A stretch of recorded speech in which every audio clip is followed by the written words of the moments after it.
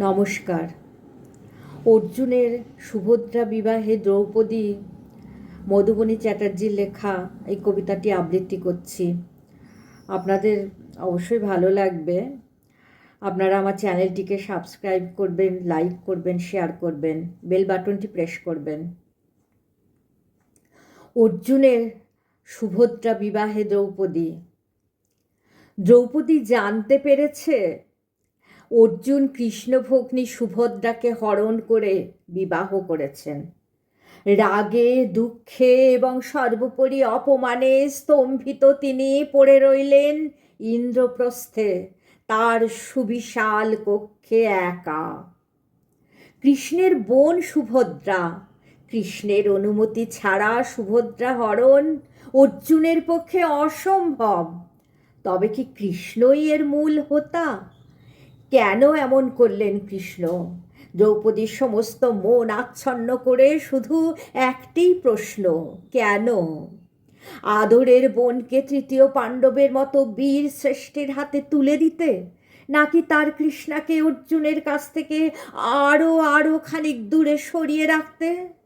দ্রৌপদী যখন এই ভাবনার ঘোরে আচ্ছন্ন, ঠিক তখনই অর্জুন এসে দাঁড়ালেন তার সামনে।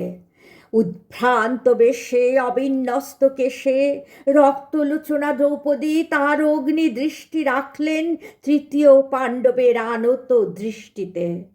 অর্জুন বুঝলেন দ্রৌপদী এখন সর্বগ্রাসী অগ্নিকে অন্তরে ধারণ করেছেন। সেই উত্তাপ আগ্নেয়গিরির লাভার মতো ছিটকে এসে জ্বালিয়ে দিচ্ছে অর্জুনের দেহ মন। দ্রৌপদী মুখে প্রশ্ন না করলেও দ্রৌপদীর শত শত প্রশ্ন বিষাক্ত তীরের মতো ছুটে গিয়ে বিদ্ধ করছে অর্জুনকে। অর্জুন নত জানু হয়ে বসে তার বর্ধিত দৃষ্টি রাখলেন কৃষ্ণার চোখে। দেখলেন তার অগ্নিদৃষ্টি ঘিরে কালো ছায়ের মতো জমে আছে এক সময়ের যত্নে আঁকা কাজল, যার অনেকখানি চোখের জলের সঙ্গে ধুয়ে নেমেছে শীর্ণ ক্লান্ত নদীর মতো ক্রোধের উত্তাপে রাঙা কপোল দুটি ছুঁয়ে। কপালে মুছে যাওয়া সিঁদুরের লাল আভায় গোধূলির অন্ধকার, সিঁথিতে মিলিয়ে থাকা একখণ্ড হীরের অলঙ্কার ধ্রুব তারার মতো নিশ্চুপ। অর্জুন ধীরে ধীরে নিজেকে গুছিয়ে নিয়ে বললেন, যে নারী অগ্নিজ্যোতি সম্ভূতা, বীর্যময়ী, অনন্ত সৌন্দর্য ও অপার জ্ঞানের অধিকারী, তাকে আমার জীবনে পেয়ে আমি ধন্য কৃষ্ণা। যেদিন তুমি আমার গলায় বড়মাল্য পরিয়েছিলে, আমি তোমার অগ্নিকে আমার অন্তরে ধারণ করেছিলাম। কিন্তু দ্রৌপদী, সেই অগ্নি আমায় শুধু দগ্ধ করেছে, রিক্ত করেছে, শান্তি দেয়নি এক বিন্দু। যে নারী অগ্নিস্বরূপা, জগৎবন্দিতা, সেই নারী কখনোই একজনের হতে পারে না। সে নারী প্রেয়সী হন না, দেবীর আসনে বন্দিতা হন। তাকে শ্রদ্ধা করা যায়, সম্ভ্রম করা যায়, ভয় করা যায়, কিন্তু কোলের কাছে টেনে দুই হাতের আলিঙ্গনে আদর করা যায় না, বক্ষ লগ্ন করে রাখা যায় না। আজন্মকাল পুরুষ চায় মুগ্ধা নারী, যে প্রতি মুহূর্তে তার প্রেমিককে দেখে মুগ্ধ হবে, বিস্মিত হবে, গর্বিত হবে। তার দু চোখ ভরে থাকবে অপার প্রেম আর হৃদয় ভরা সুধা ভাণ্ড, যা দিনের শেষে সব ক্লান্তিকে এক নিমেষে ঝরিয়ে দেবে। তোমার পদ্মের মতো দুই চোখ আমায় উন্মাদ করে কৃষ্ণা, কিন্তু তার মধ্যে দিবারাত্র যে আগুনের স্ফুলিঙ্গ ঝলসে ওঠে, তা আমায় ক্লান্ত করে দেয়।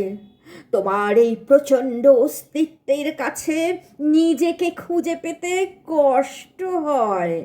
আমার শক্তি, আমার বীরত্বের কীর্তি তোমার কাছে ম্লান হয়ে যায়। তার থেকে দূরত্বেই আমার বেশি কৃতিত্ব, আমার শান্তি।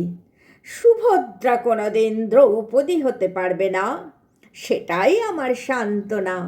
এই মুগ্ধা কিশোরীর ওই না পাড়ায় তার দিকে আমায় টেনেছে, সেখানেই সে জিতে গেছে।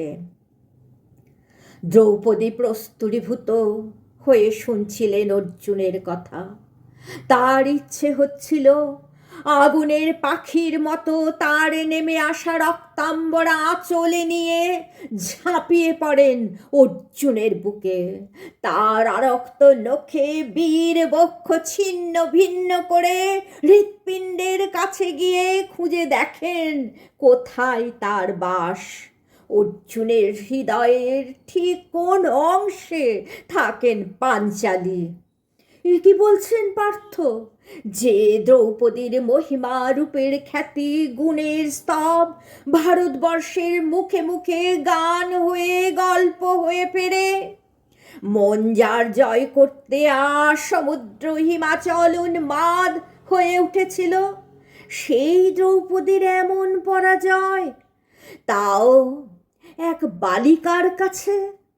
দ্রৌপদী ধীরে ধীরে ক্লান্ত পায়ে অর্জুনের কাছে এসে বসে দুই হাত বীর অশ্রুসিক্ত মুখ তুলে ধরে বুঝে আসা স্বরে প্রশ্ন করলেন, আমি তবে কার পার্থ? আমি তবে কার? আমি তবে কার? অর্জুন দ্রৌপদীর এই প্রশ্নের কোনো উত্তর খুঁজে পেলেন না। কিছুক্ষণ স্তব্ধ হয়ে বসে রইলেন, তারপর অপরাধীর মতো ফিরে গেলেন সুভদ্রার ঘরে। দ্রৌপদী বসে রইলেন একা, নিভে আসা জ্বলন্ত অঙ্গারের মতো। হঠাৎ সমস্ত রাগ, ক্ষোভ, দুঃখ, হতাশা ঠেলে উঠে এক তীব্র চিৎকার বেরিয়ে এলো তার অন্তর থেকে, আমি তবে কার পার্থ?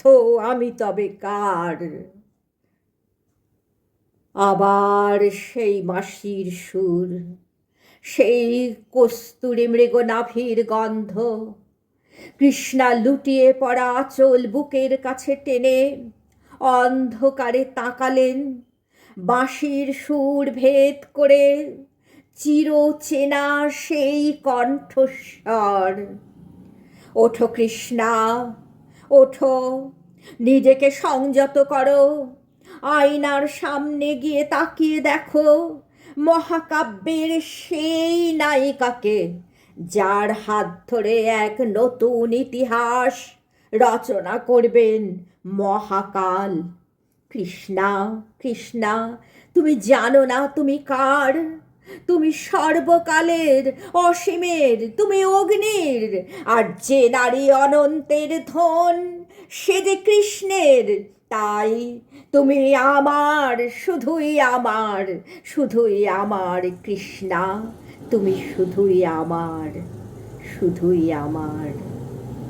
নমস্কার।